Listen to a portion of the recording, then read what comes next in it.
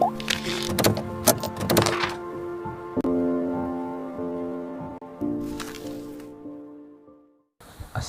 warahmatullahi wabarakatuh. Saya Andreas Woy Fadila. Kali ini saya akan menjelaskan tentang peningkatan mutu genetik melalui bioteknologi molekuler. Nah, bioteknologi molekuler ini diambil dari bahasa Latin yang berarti bio, artinya hidup, teknos yang berarti teknologi, dan logos yang berarti ilmu. Dengan kata lain, bioteknologi adalah pemanfaatan suatu organisme yang bermanfaat bagi kehidupan manusia, dan salah satunya yaitu bioteknologi molekuler. Nah, untuk bidang peternakan sendiri tidak asing lagi dengan nama Celliphyll Blue.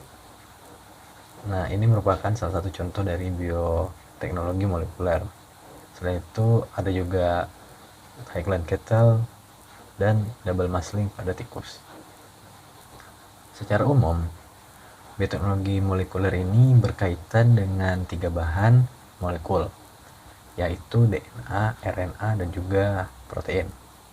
Nah, di sini mungkin kita akan membahas pertama dengan sebuah pengertian. Yang pertama adalah kromosom. Kromosom adalah struktur benang sel eukariot yang tersusun oleh nukleus.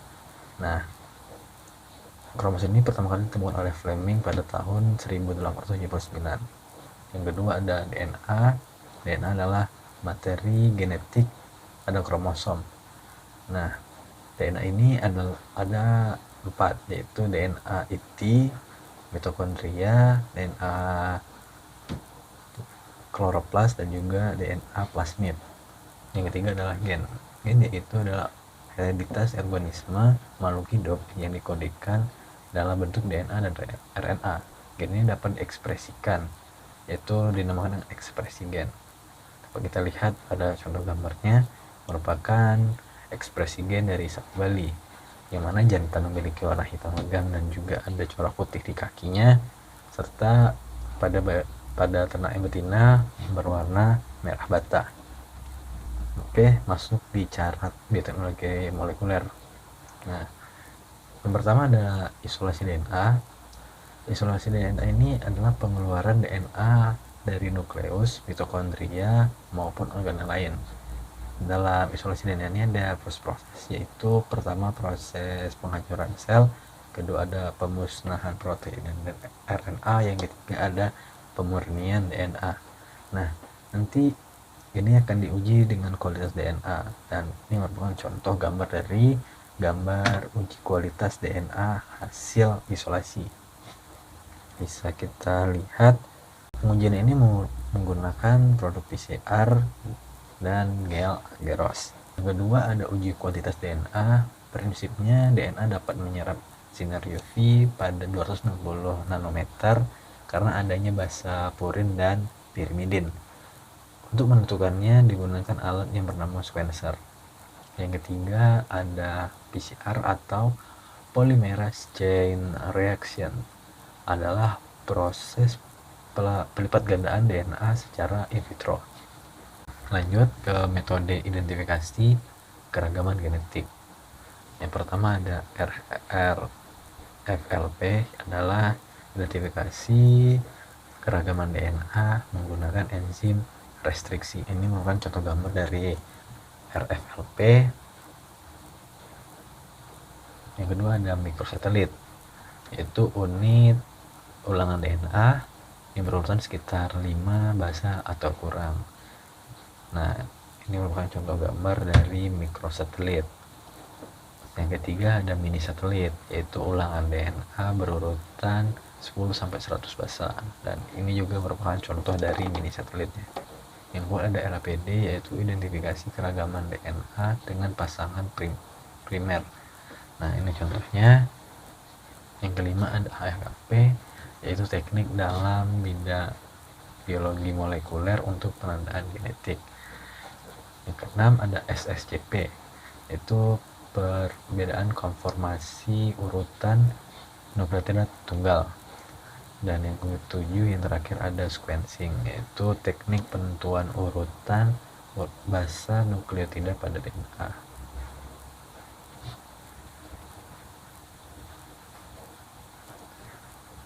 Nah, selanjutnya saya akan melampirkan sebuah gambar itu protein sebagai bahan obat dapat diproduksi pada hewan transgenik. Ini gambarnya.